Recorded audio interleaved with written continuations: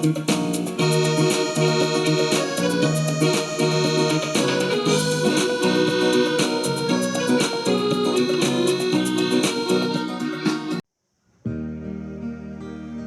सभी विश्वासियों को यीशु सच्ची आकांक्षा के इस भाग में आप सभी का स्वागत है, जहां सुसमाचार के माध्यम से प्रभु यीशु हम सभी को अनंत जीवन प्रदान करते हैं। आज का सुसमाचार सन यूहन्ना के अध्याय 20 वाक्यांश 19 से 31 से लिया गया है।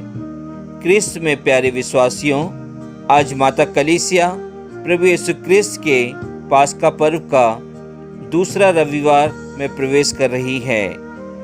दूसरे रविवार के पुण्य फलों के द्वारा, या हम कह सकते हैं दूसरे रविवार के प्रारंभ में ही प्रभु यीशु एक बार फिर अपने शिष्यों को, जब वह डरे हुए थे, भयभीत थे, उनके बीच में आकर खड़े हो जाते हैं और उनसे कहते हैं, तुम्हें शांति मिले।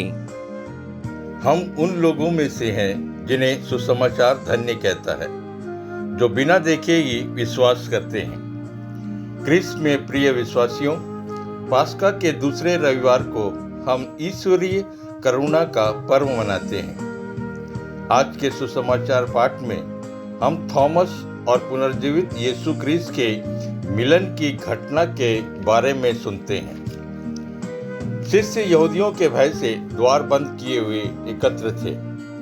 यीशु उनके बीच आकर खड़े हो गए। क्या यीशु की उपस्थिति उनके दिलों में शांति और आनंद लाती थी, या वे भ्रमित और भयभीत थे?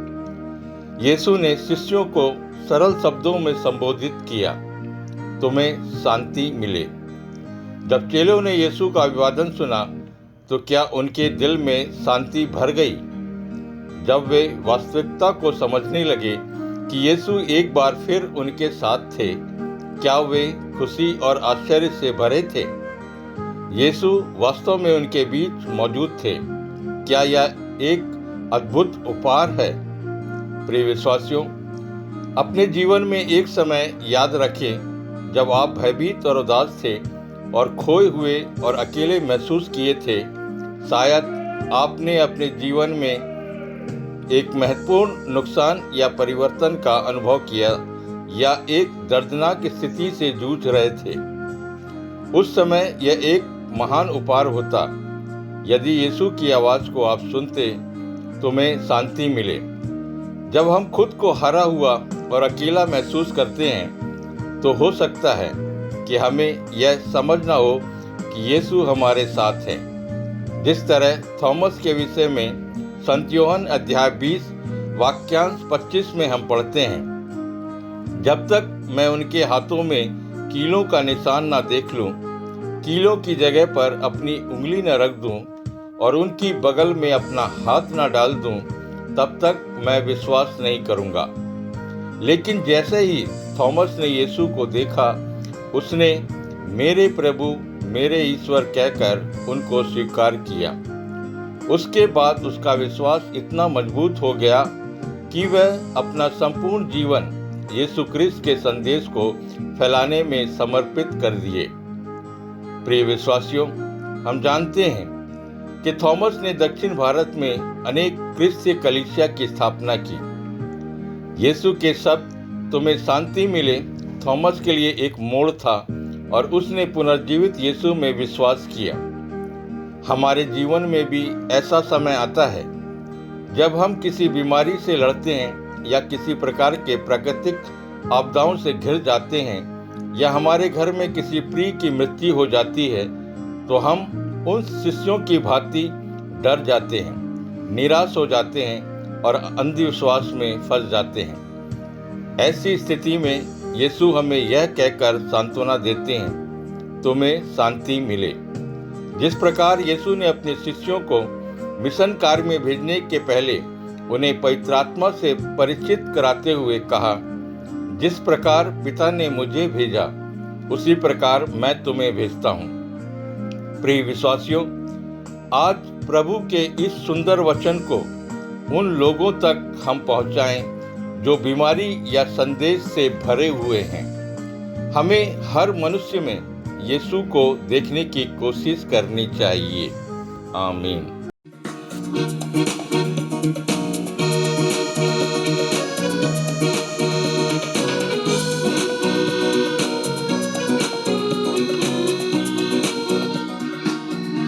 कफारा मेरा तू ही है, सहारा मेरा तू ही है।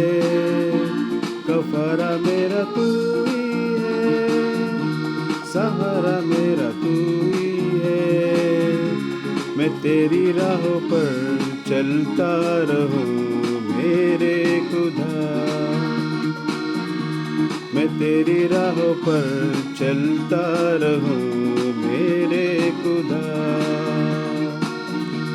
मेरे खुदा, मेरे खुदा, मेरे खुदा, मेरे खुदा।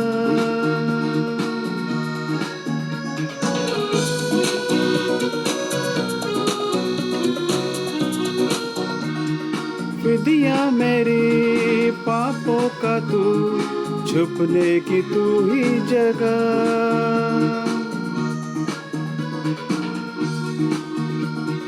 फिदिया मेरी पापों का तू, छुपने की तू ही जगह। राहों की तू है रोशनी, रुझान की ही शिफा। मसा से मुझे भर दे तू, लहू से मुझे धो दे तू। मसा से मुझे भर दे तू, लहू से मुझे धो दे तू।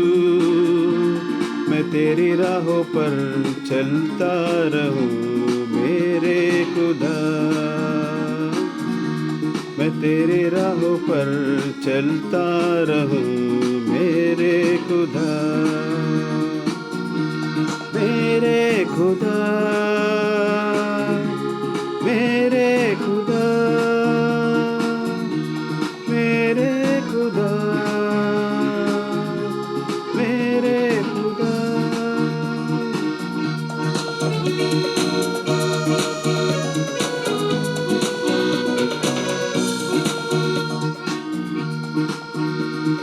तेरे सिवा कोई नहीं जख्मों को जो भर सके।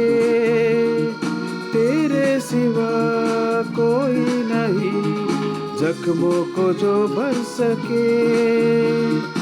अपने परों में तू छुपा, बाहों में ले ले मुझे। अपने परों में तू छुपा, बाहों में ले ले मुझे। तसल्ली तेरी बातों में, तेरे छिदे हाथों में। तसल्ली तेरी बातों में, तेरे ही छिदे हाथों में। मैं तेरी राहों पर चलता रहूं मेरे खुदा, मैं तेरी राहों पर चलता रहूं मेरे खुदा। मेरे खुदा,